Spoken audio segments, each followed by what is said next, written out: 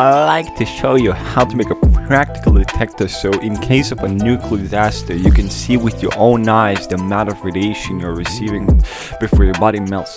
This device is a fun project to help you observe the radiation and particles we are bombarded with every day from the universe. In case of a nuclear disaster, your body melting would be a good enough indicator. This device is called a cloud chamber.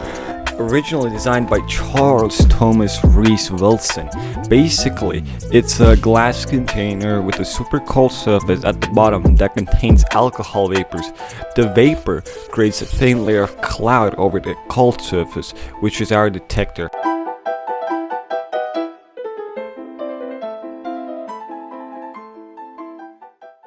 Where does this radiation come from? From outer space, cosmic rays constantly bombarding us from the ground, uranium rocks, radon gas, even grandma's old uranium glazed plates and bananas.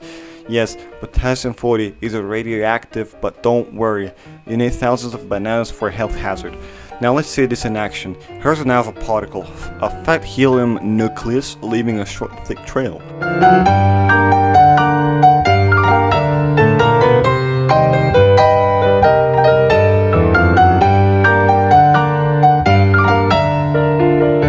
Beta particle, fast-moving electron creating a long squiggly line.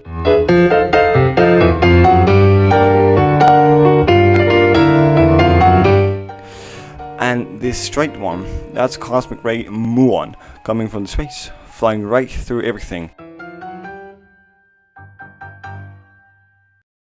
Gamma rays are also here, but they're invisible in the chamber since they don't ionize directly enough to leave a trail.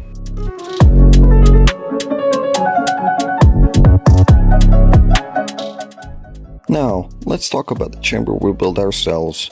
We 3D printed the enclosure, used clear plexiglass for the chamber walls, and for cooling we installed a Peltier cooler with water cooling to keep it running efficiently.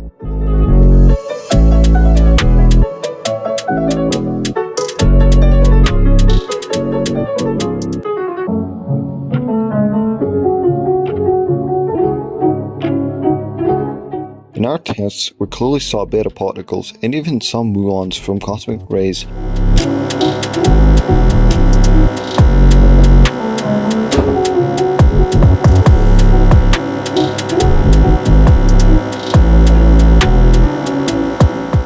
However, we didn't spot any alpha particles, probably because the chamber was in a well-isolated room where alpha couldn't reach.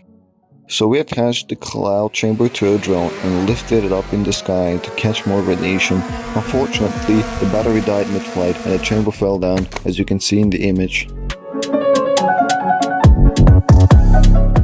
Building this chamber was fun, an educational challenge, showing how you can create an advanced science setup at home with a bit of engineering and a lot of creativity.